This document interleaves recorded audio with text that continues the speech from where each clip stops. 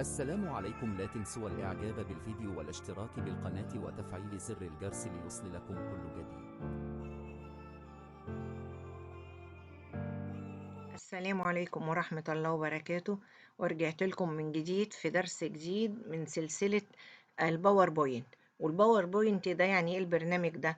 ده البرنامج ده من ضمن حزمة المايكروسوفت اوفيس. فالمايكروسوفت اوفيس عامل الوورد وعامل الباوربوينت وعامل الاكسل وعامل برامج كتير. تمام، احنا النهارده هندرس ايه الباوربوينت. نبتدي على بركة الله ونفتح الباوربوينت من هنا. انا محضره لكم اهو.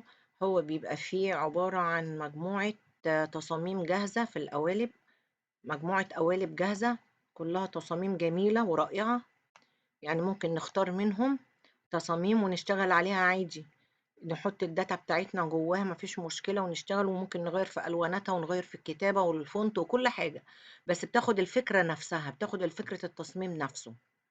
تمام، احنا دلوقتي هنيجي على البلانكت برزنتيشن. هنيجي هنا. طبعا احنا اول تبويب في الباوربوينت هندرسه اليوم اللي هو الهوم ده، اللي فوق تبويب الهوم ده اللي احنا هندرسه. ده عبارة عن ايه؟ بيتكون من مجموعة اجزاء، كل جزء ليه اوامره. هنا الكليب بورد، وهنا السلايد، وهنا الفونت، وهنا الباراجراف، وهنا الدروينج، وهنا الايتنج. تمام، احنا كده هندرس اول جزئية اللي هو الايه؟ الكليب بورد. الكليب بورد ده بيتكون من ايه؟ برضو مجموعة اوامر. ايه مجموعة الاوامر اللي بيتكون منها؟ اللي هو القط، علامة المقص اللي فوق دي يعني قط، ده صفحتين فوق بعض دول الكوبي. وهنا من تحت الفرش بتاعت الفورمات، وهنا البيست. تيجي اول حاجة احنا هنا نازل لنا سلايد واحدة. لو انا عايزة اضيف سلايد تانية هعمل ايه؟ كليك يمين وهقول ايه؟ اختار من تحت هنا نيو سلايد. ضافت لي نيو سلايد. تمام. في حاجة تانية ان ممكن من فوق هنا من السلايدز دي اضيف سلايد كمان. تمام، فكده دي بتاعت اضافة السلايد. اوكي، لو انا عايزة احذف السلايد، اي سلايد انا عايزة احذفها، اقف عليها، لازم اقف عليها كده بالماوس، واروح جاية ايه؟ الامر بتاع قط اهو، المقص اللي فوق ده اتفعل، اروح دايسة عليه، خلاص اتشال. السلايد اللي انا كانت موجودة عندي اتشالت، اتحذفت. لو انا عايزه السلايد اللي انا واقفه عليها نمبر 2 دي، لو انا عايزه اعمل كوبي كمان واحده ليها، اروح دايسه من فوق هنا كوبي، وهنا بيست، اتضافت. ممكن مش عشان انا بضيف فاضي وبس، يعني قوالب فاضيه، لا، انا عشان ان انت لما تكون كاتب فيها وانت عايز تكرر السلايد دي، فانت بتكررها تحت، ولو انت عايز تكررها فاضيه برضو هتكررها فاضيه. تمام. اوكي، احنا هنا مثلا عايزين نكتب هنا السلايد بتتكون عندنا من قطعتين كده زي ما انتم شايفين. القطعة الأولى دي العنوان الرئيسي، ده العنوان الرئيسي. هنا الكلام الفرعي بقى اللي بيتحط من تحت، أو عنوان فرعي أيا كان. تمام، هنا مثلا العنوان الرئيسي هتكتب إيه مثلا؟ الباور بوينت مهم في حياتنا.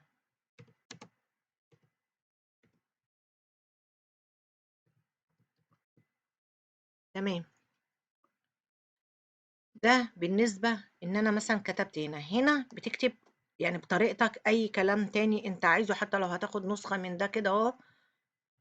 انا اصلا ما بحبش في فيديوهات اطول عليكم، بحب الفيديو يكون قصير، فبس انا بحب اوصل لكم المعلومة مظبوطة. تمام، انا هنا مثلا هنزلها كده، انتر تاني. هنيجي هنا اهو، احنا دلوقتي احنا عايزين ده نعمل له مثلا ايه؟ كات. تمام، لا اما ديلت من لوحة المفاتيح كده اهو، زي كده اهو، ارجعها تاني، لا اما ديلت من فوق من المقص ده، قط، اتشالت اهي. طبعا الرجوع من السهم اللي فوق ده على الشمال، ترجع لك الخطوة تاني. تمام، او من كنترول زد من لوحة المفاتيح. طيب، تمام، احنا ما عايزين نكمل ايه؟ الشرح اللي هو بتاع ايه؟ فورماتنج. الفورمات دي اللي هي بتاعت الفرشة دي. تمام، انا دلوقتي عايزة اخلص. انا دلوقتي هدي اغير الفونت ده، عشان هعمل اللي تحتها نفس الفونت. تمام، انا غيرت الفونت كده، وانا عايزه اخلي اللي تحت ده الفونت نفس الفونت ده بالظبط كده. اعمل ايه؟ زي ما انا مظلله كده الفونت، اروح جايه على الفرشه دي بتاعت الفورمات وضغط عليها، وجايه على هنا اهو بقى نفسها. اول ما جيت اتغير نفس الفونت بالظبط ونفس الحجم. تمام، يبقى دي كده الجزئيه بتاعت ايه كليب بورد. كده احنا شرحنا الكليب بورد. طيب هنيجي للجزئية اللي جنبها على طول اللي هي السلايدز. السلايدز دي يعني ايه؟ يعني اللي هي الطبقات اللي احنا بنعملها اللي ايه السلايد فوق سلايد، طبقات فوق بعضها. تمام، احنا دلوقتي عايزين هنزود قلنا من علامة الزائد. تمام، هنا السهم ده بيتيح لنا ناخد الشكل اللي احنا عايزين كمان نزوده. يعني لو طلبت شكل زي ده كده اهو. تمام، ده عبارة عن عنوان عناوين لكل، وهنا صورة وهنا صورة، يعني طبعا ما انتوا عايزين او تحطوا تكست براحتكم. تمام، يعني هنا هتحطي عنوان مثلا فرع. هنا بتجيك في السلايد هنا في الجزئية دي مجموعة اشكال. يعني لو انت عايز صورة هتضغط على الصورة، عايز جدول هتضغط على الجدول. تمام، انا مثلا عايزة جدول، بيقول لك كام في كام. انت تحط الصفوف اللي انت عايزها والعواميد اللي انت عايزها، مفيش مشكلة. وهتقول له ايه اوكي، ده العدد. تمام اهو، ده الجدول اهو جاني اهو، 1 2 3 4 5، 5 عمود و2 صف. تمام، ادي كده ده الجدول. طبعا الجدول ده لما بتضغط عليه بتتفتح له الاوبشنات بتاعته ان انت تغير في الشكل، في اللون، في البتاع. احنا طبعا هنتطرق للموضوع ده بعدين في بقيه التابات. تمام، هنيجي وهنا لو عايز تنزل تشارت من هنا او الجداول برضو، يعني اللي هنا موجود هنا، او فيديو تحط فيديو. شايفين علامة الفيديو دي؟ تمام، وهنا لو الصورة ايه من الجهاز، هنا الصورة دي من النت، وهنا الصورة دي من الجهاز. نيجي هنا نضغط عليها هيتفتح لنا الجهاز بتاعنا.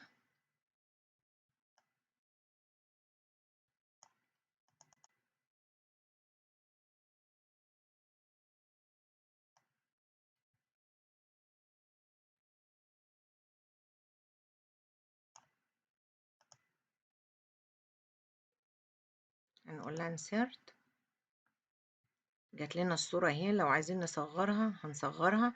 طبعا احنا لازم نعمل ايه قبل ما نصغرها؟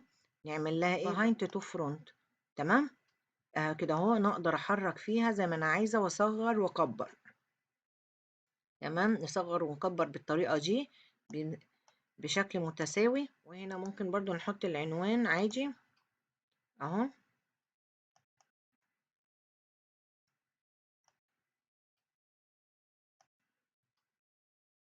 تمام، نيجي هنا بيقول لك هنا اهو انك تقول اد سيكشن. يعني ايه اد سيكشن؟ ان انت تعمل كذا مجموعة هنا اهو وتديهم تحت عنوان واحد. يعني ممكن السلايد دي اقف كده عليها ومن كنترول واعلم التانية. تمام، انا كده عندي 2 متعلمين، انا عايزة اسميهم باسم معين. تمام، هنيجي من هنا اد سيكشن كده اهو، وهتطلع لي القايمة دي قدامي. هنكتب مثلا اي اسم فيها، يعني مثلا وهقول رينيم. خلاص، هنا اتسموا اهو الصفحات الاولى من المشروع. الملفين الاولانيين دول بقوا تبع الصفحات الاولى، حتى بقى لهم سهم هنا اهو، سهم فوق اهو. لو ضغطت عليه كده خفى الايه الملف كله. كده نزل لي الملف اللي هو في الصفحات الاولى. لو انا عايزه اسمي الاثنين اللي تحتيهم اهو، وكنترول اعلم الثلاثه اللي باقيين اهو. وبرده ايه اهو نعمل كليك يمين نقول اد سيكشن. زي ما بنجيب اد سيكشن من فوق هنجيبها برده من كليك يمين. تمام، ومثلا نعمل ايه الجزء الثاني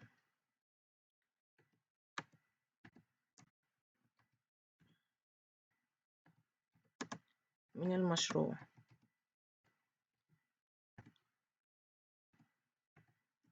تمام، ونضغط على ايه رينيم. بصوا كده يا جماعة، بقى عندي فوق القالبين الفوقانيين دول التو سلايد دول الصفحات الأولى من المشروع، الجزء الثاني من المشروع هم في الثلاثة التانيين. تمام، يعني دول انت لما تكونوا بتشتغلوا على مشروع كبير، وعشان ما يتوهوش في وسط كتر السلايد اللي عندكم في البرزنتيشن بتاعتكم سموها، سموا كل جزء، الجزء ده بتاع ايه، كل كام سلايد سموه، ادوا له اسم بحيث ان انتوا ما تتلخبطوش. لما يجي مديركم في الشغل ولا المسؤول عن الشغل بتاعكم ويجي يقول لكم وريني مثلا الجزئيه اللي كانت في بدايه المشروع او الجزئيه اللي في نص المشروع، تبقوا فاهمين انتوا بتدوروا فين، بدل ما تقعدوا تلفوا من فوق لتحت. لان اي برزنتيشن على الاقل كده مينيمم يعني بتتكلم مثلا ممكن 30 سلايد، 50 سلايد، بيبقى كده البرزنتيشن تمام، بتبقى دي الاعداد. فطبعا انتوا كده هتوهوا في الموضوع. ويبقى كده احنا شرحنا الجزئيه الثانيه بتاعت السلايدز دي. الجزئيه اللي فوق دي بتضيف لنا برضو قوالب نفس الموضوع، اللي هي برسومات بعناوين بتقسيمات مختلفه زي ما انتوا عايزين، بتاع النيو سلايد. تمام، يعني جي وجي واحد. لو هنا في الأولانية في النيو سلايد لو عايزين تعملوا دبل كيت، بتنزل لكم دبل كيت من اللي انتم محددينه. انا كنت واقفة محددة تلاتة سلايد، عملت لي 3 تانيين. تمام، لو انا اهو التمانية اهي واقفة على التمانية، لو انا هعمل دبل كيت ضافت لي واحدة بس. تمام، لو انا اهو هقف على الخمسة وستة سبعة تمانية تسعة، اوكي، هاجي على نيو سلايد واقول دبل كيت، ضافت لي لنفسهم نفس العدد اللي انا مظللاه وواقفه عليه محدداه، ضافت لي زيهم. الجزئيه بتاعه الفونت هتعمل لنا ايه؟ هنا ده بولد، ان انا لو عايزه الكلام اخليه بولد هقف هنا كده اهو، عشان ده مش بولد اهو، هخليه بولد اهو، اضغط على البي. تمام، هنا السايز، هنا السايز لو انا عايزه اغير السايز اهو، اغير الحجم بتاعه، مفيش مشكله. هنا عندي الحرف الايه زي الوورد برضو، اضغط عليها كده اهو بتكبر لي، اضغط على اللي جنبها بتصغر. تمام، هنا اهو تغيير الفونت، لما بتضغط على السهم هنا اهو بينزل لك كل الفونت اللي عندك، فانت بتغير منها اهو، نزل لك اهو، فانت تغير زي ما انت عايز. شايفين انتوا الكتابة على اليمين بتتغير ازاي؟ يعني كل ما باجي اقف على فونت معين هي بتتغير معايا. شايفين؟ مثلا خليت ده، شايفين شكله بقى عامل ازاي لما شلت الظل من عليه؟ تمام. بالنسبة بقى ايه ده ايه كده للبولد. بالنسبة للي جنبها الشكل المايل ده، يعني خلي الكلام مايل بالطريقة دي. اندر لاين من هنا تضغط عليها، بص اما اشيل اداني خط تحت الكلام.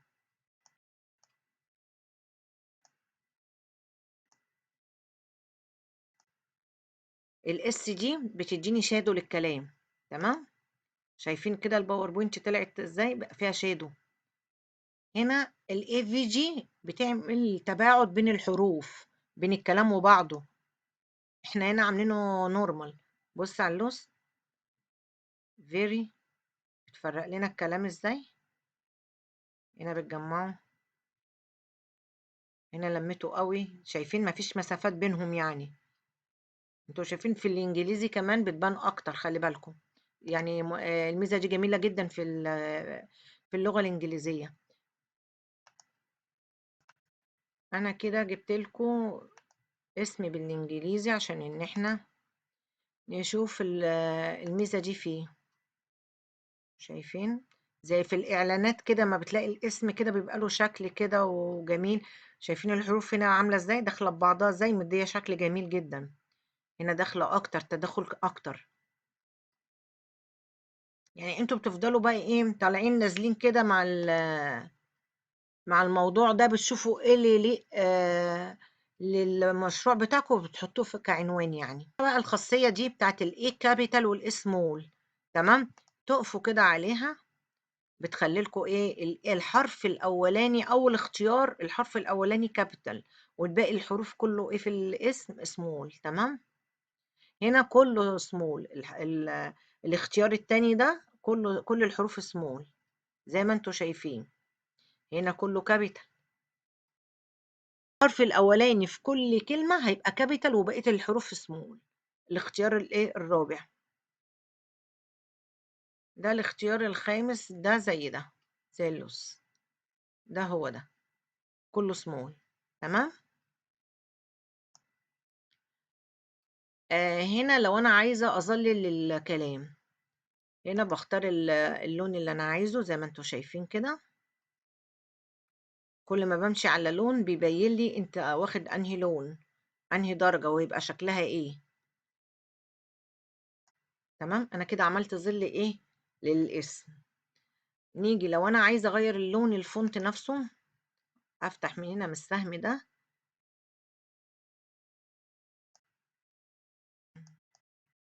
لازم اظلله عشان انا نسيت اظلله. افتح هنا واغير ايه اللون. شايفين كل ما اجي اقف على لون بيتغير معايا.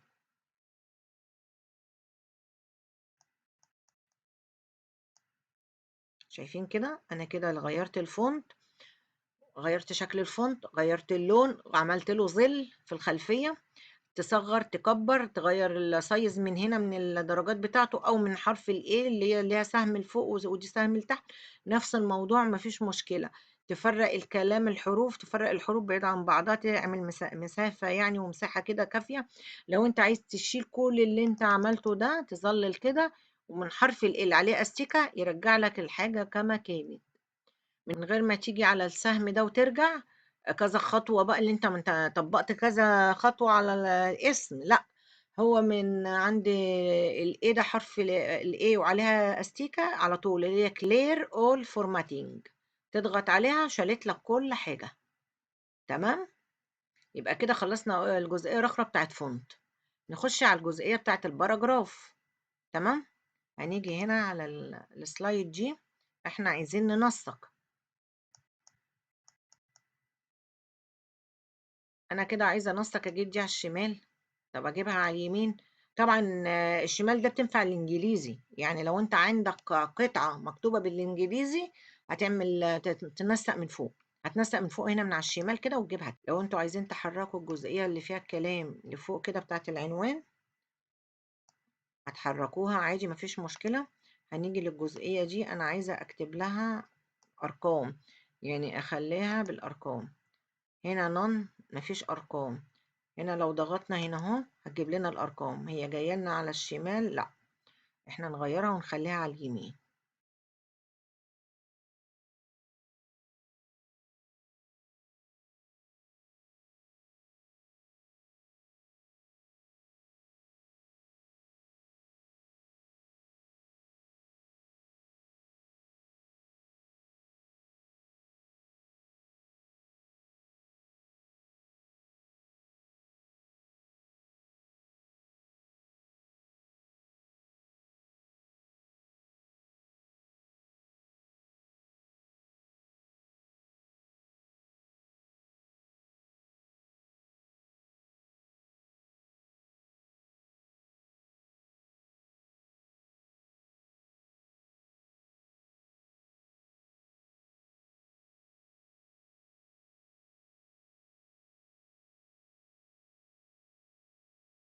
الجزئيه التانية دي بقى نقط، شايفين اتحولت ازاي لنقط قدامكم.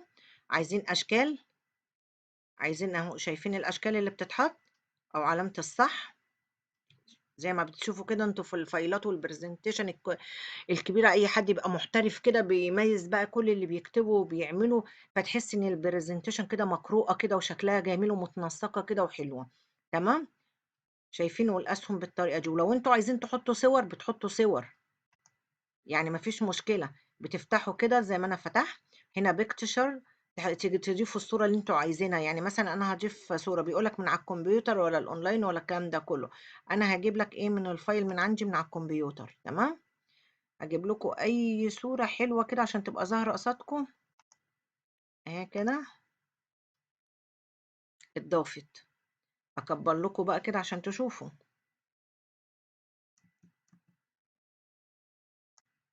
شايفين الصورة اتضافت وبقت جميلة. وطبعا ممكن تحطوا صورة للوجو بتاعكم. ضافت خانة جديدة اهي، لما تضغطوا عليها انها هي هتجيلكم.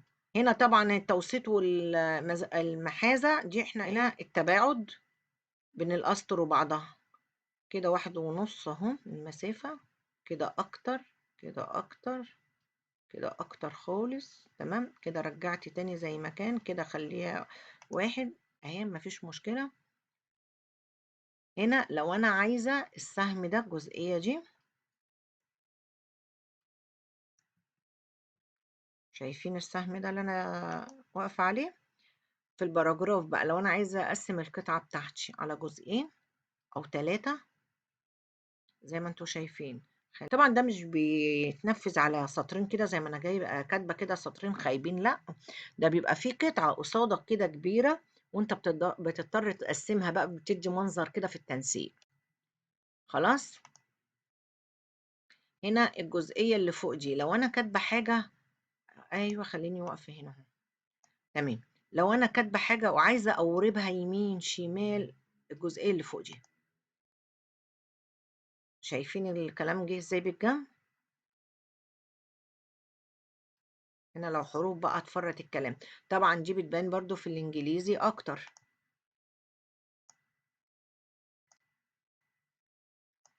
اهي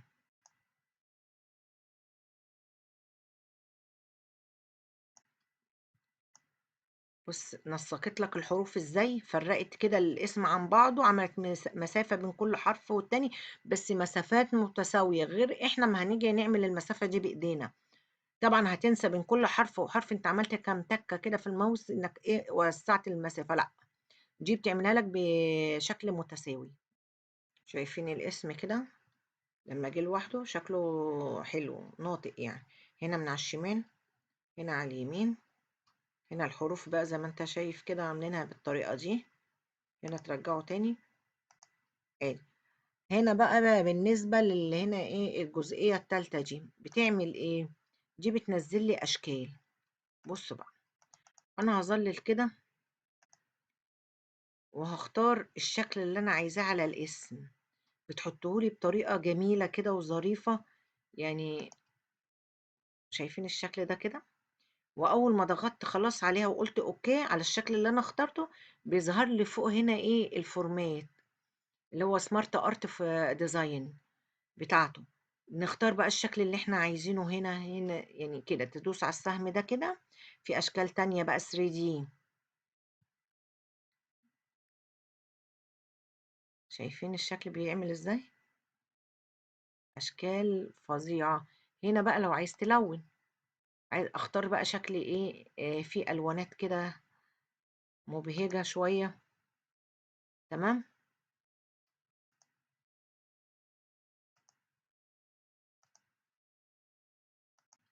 شايفين هي عملت ازاي بعد بقى ما خلصت اهو اطلع منها خالص، شايفين عملت ازاي، شكلها فظيع بصراحة. يعني الجزئية دي بيبقى فيها اشكال جميلة. جزئية الباراجراف دي الاشكال دي انا بجيبها منها،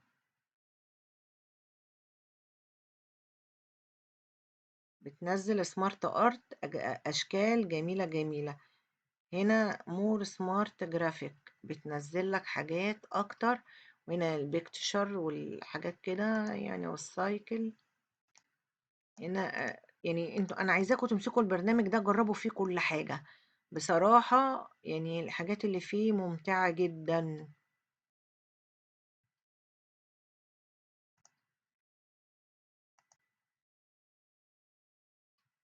هنا بقى تاخدوا الشكل اللي يريحكم. هنا الثري دي بتاعه بقى بيديك الشغل بقى انك تتحرك بقى كده ايه براحتك يعني.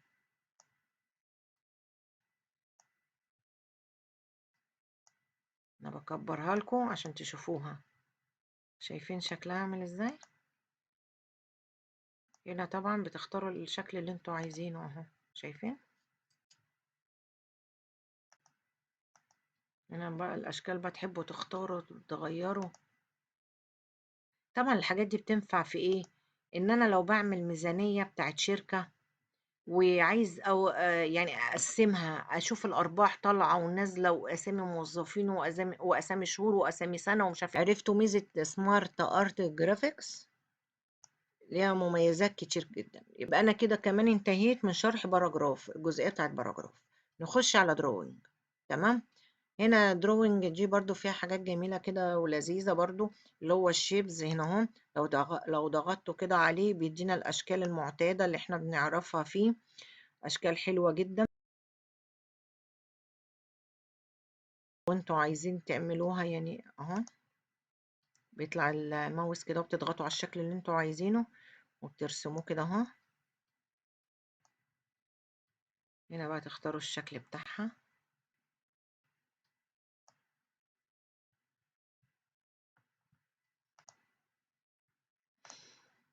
تمام، خدنا الشكل ده مثلا نرسمه كده. طلعت لي اول ما بتسيب الماوس على طول بالشكل ده بيطلع لك القايمة دي. القوائم دي كلها فيها أوامر جميلة جدا، اللي هي مثلا تعملها 3G وتغير في الألوانات بتاعتها. بصوا أنا كل ما أقف على تنسيق بيتطبق على طول في ساعتها، بس طبعا ما بيتطبقش النهائي إلا لما أنت اللي بتختار وتشيل إيدك من على إيه، من على الماوس.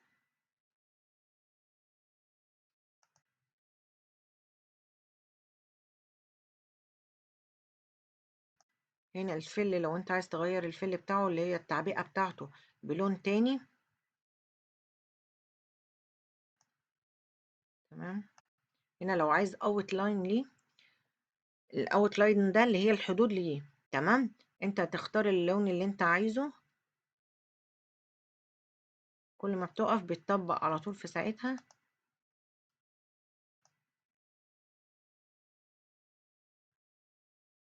تختار الاوت لاين الخط بتاعه. شايفين انا لما باجي انزل على الاتخن سمكا بيظهر معايا، وعلى الارفع بيظهر اهو بيتطبق في ساعتها. تمام. اهو انا طبقت لكم اهو على الايه اتخن واحد اللي هو الستة. هنا الشيب افكت اهو، ان انت بقى عايز تعمله بقى ايه، اتجاهات زي كده. شايفين هو اتحرك ازاي معايا؟ عشان لما افتح تشوفوا الشكل. بصوا التغييرات اللي بتيجي عليه.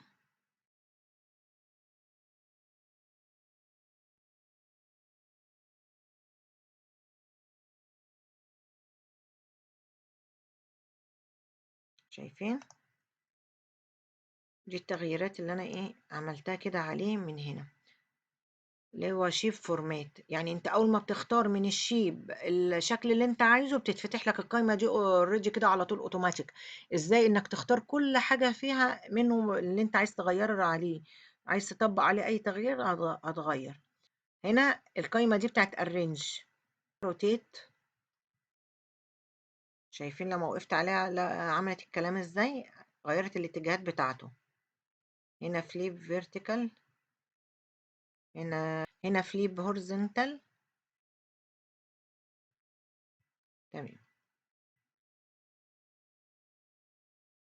والسلكشن بين اللي هو بتبين لك انت عندك كم جزئية في قلب السلايد اللي انت شغال عليها. هنا جروب اوبجكت، يعني لو انت عايز تعمل جروب ليهم. هنا سند باك جراوند، لو انت عايز تخليهم في الخلفية، يعني ورا لما يكون في رسمة قدامك في الخلفية الباك جراوند بتخليها في الخلفية، او لو انت جايب صورة بتخليها لك في الخلفية. شايفين كده؟ انا عايزة دلوقتي ان انا اخلي المثلث ده خلف الصورة دي اللي هي صورة البيت اللي قدامنا. هظلل كده اهو، اقف على الشكل اللي انا عايزة اخليه خلف الشكل اللي قبله. تمام اهو. شايفين الشكل ده فين؟ الشكل ده فوق. هكبره لكم عشان تبقوا ايه شايفينه اكتر. الشكل ده فوق اهو. تمام. هاجي هنا من arrange وهضغط على ايه، send to back اهي. شايفين الشكل فين؟ دخل جوه. تمام. نيجي نعملها في اللي فوقيها. احنا دلوقتي من arrange تاني اهو. نقول برضو الاختيار التاني send to back. send to back اهي. بقى الشكل فين؟ ورا. تمام. فكده arrange دي بتنفع ايه في الصور. لو انا عايزة الشكلين دول جروب مع بعض.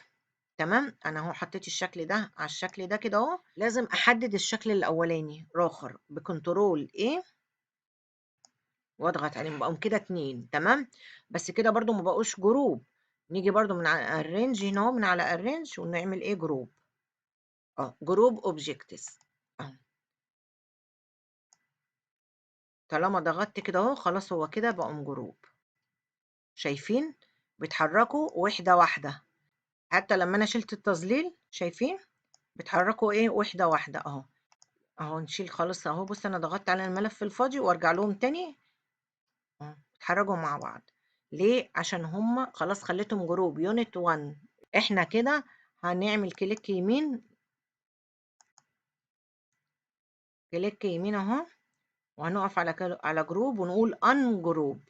لو احنا بقى عايزين نفك الصور عن بعضها، ممكن احنا الحاجات اللي احنا عملناها دي مش عايزينها، فعايزين نرجع عن الخطوة بدل ما نعمل كنترول زد او حاجة. اصل الكلام ده هيبقى فيما بعد هكون سيفت الفايل، فانت عايز ترجع عن الامر ده هترجع منه ازاي؟ يبقى ان جروب.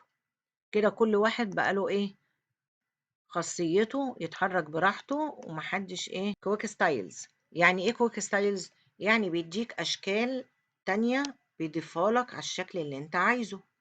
انت عايز تعمل اي شكل هنا. انا دلوقتي محددة الشكل اللي ورا كنت واقفة عليه، عشان كده هو بيتلعب في الواناته دلوقتي. انتوا شايفينه الشكل اللي ورا اهو، شايفينه؟ نرجع تاني كويك ستايلز.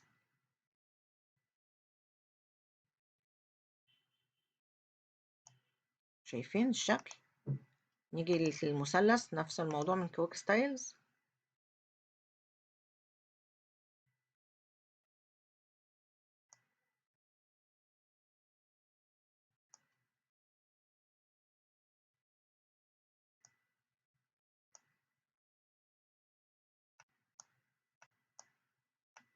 هنا لما نكون واقفين على شكل وعايزين نغير بقى الالوانات ايه، الفل كله مش الشكل نفسه. كل ما بتخشوا على الالوانات بيديكوا ايه شكل. ولو انتوا هنا عايزين هنا الصورة الخلفية بتاعته فيها صورة، برضو هتجيبوا من على الكمبيوتر عندكم.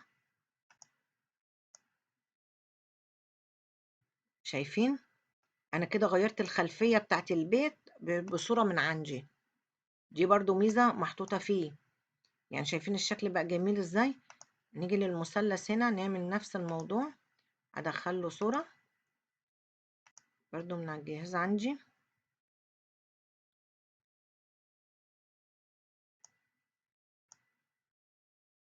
الله،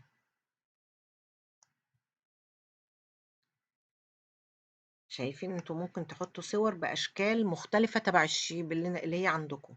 يعني تنزلوا الشيب اللي انتوا عايزينه والشكل اللي يعجبكم، وتدخلوا في خلفيته صورة، تدخلوا فيها تصميم، تدخلوا فيها لوجو.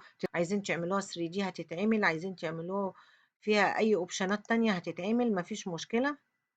يعني شايفين اهو انا بعمل لكم ايه 3D عليها اهو، باشكال ان انتوا ايه تحسوا ان الشكل كده ايه مقبول ولذيذ يعني قدامكم. شايفينه عامل ازاي؟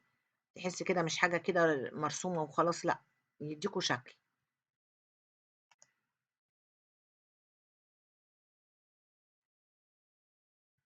هنا طبعا احنا لو عايزين نعمل اوتلاين تمام.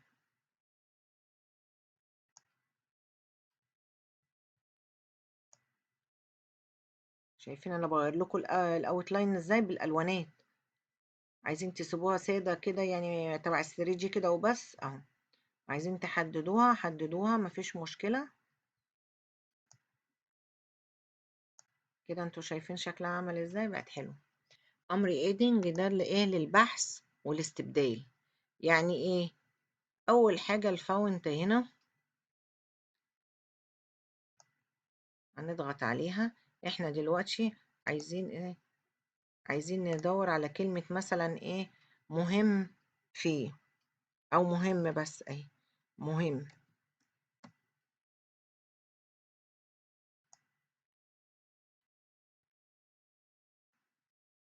تمام. طلعت في الجزئية اللي انا مظللاها ايه، اللي انا مكتفاها يعني في الملف المهم واحدة بس. تمام. هاجي انا في دي وهكتب برضو نفسها كلمة مهم. بصوا يا جماعة كل ما بتضغطوا على فايند نيكست بتوريكم كل كلمة مهم في قلب الفايل بتاعك. شايفين في الصفحة دي كلها اهي. ريبليس ده يعني ايه؟ استبدال. ان انا عايزه استبدل كلمه مكان كلمه. مثلا انا عايزه استبدل كلمه مهم بكلمه عن. يعني لو انت عايز تغير كلمه مهم واحده هتقول ايه؟ فايند نيكست، وتضغط بقى على كل واحده هتغير بالتدريج مانيوال كده، واحده ورا واحده ورا واحده. انت عايز تخلص منهم كلهم وتقول ايه؟ ريبليس اول، وتقول له اوكي. اصبحت كلمه مهم اتشالت من الملف كله. نقفل بقى كده. كلمة مهم اتشالت كلها، وبقى كلها كلمة عن اهو. دي بتعمل لك سيرش عن الكلمة اللي انت عايزها في الملف. ريبليس دي عشان تعمل لك سيرش على الكلام وتغيره لك من كلمة لكلمة زي ما انت عايز. ممكن تغير كلمة واحدة، ممكن تغير بالتدريج كلمة او كلمتين، ممكن عايزهم كلهم تغيرهم مرة واحدة كده. سيلكت اهي، الامر بتاع سيلكت اهو، سيلكت اول، هيعمل لك سيلكت ايه للقطعة كلها. سيلكشن بين اهو، ظهر لي بقى ايه اللي في الملف عندي. اضغط على الانجي، شالت لي ايه؟ البيت اللي هو بيعرفني السلايد اللي انا فاتحاه في كام جزئية عندي شغالة فيها. كده اظهرهم تاني عشان ابقى عارفة انا بشتغل على انهي جزئية. وانا ممكن ايه الحاجة مدارية على حاجة، او ممكن بدل ما اشيل واحط كده وانا عايزة اظهر حاجة اروح مخفية ايه الشكل ده، واروح مشتغلة الشكل ده واشتغل كده. وبكده أكون انتهيت من شرح درس اليوم، ويا رب إن شاء الله يفيدكم وتعرفوا تطبقوه بإذن الله. والسلام عليكم ورحمة الله وبركاته. يا رب أكون فدتكم كده إن شاء الله بشرح درس اليوم. وما تنسونيش في اللايك والشير وتفعيل زر الجرس. والسلام عليكم ورحمة الله وبركاته.